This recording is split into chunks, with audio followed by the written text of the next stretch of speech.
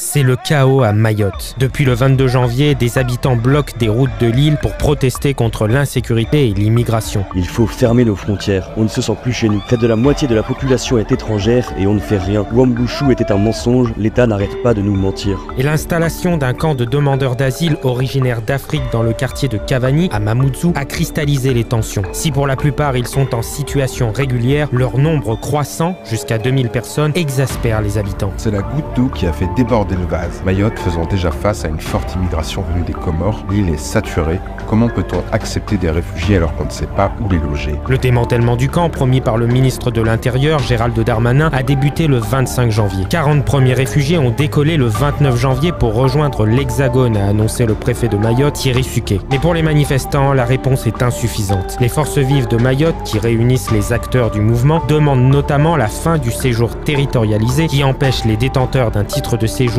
à Mayotte de se rendre en métropole. Alors qu'ils demandent qu'un médiateur soit nommé par le gouvernement, ils ont annoncé l'intensification du mouvement de contestation. Une manifestation est prévue mardi à Mamoudzou. En attendant, l'île tourne au ralenti. Dans certaines communes, les étals de supermarchés n'ont pas été réapprovisionnés. Le ramassage des ordures a été suspendu, des établissements scolaires fermés. Et le difficile approvisionnement en médicaments et matériels médicaux rend la situation critique. L'intervention des pompiers en dehors de Mamoudzou est impossible selon des infirmiers, car au-delà des barrages de manifestants, d'autres sont érigés par de jeunes encagoulés qui s'en prennent aux automobilistes. Ce sont des délinquants qui profitent de la situation. Mardi, certains ont attaqué la gendarmerie de Sada.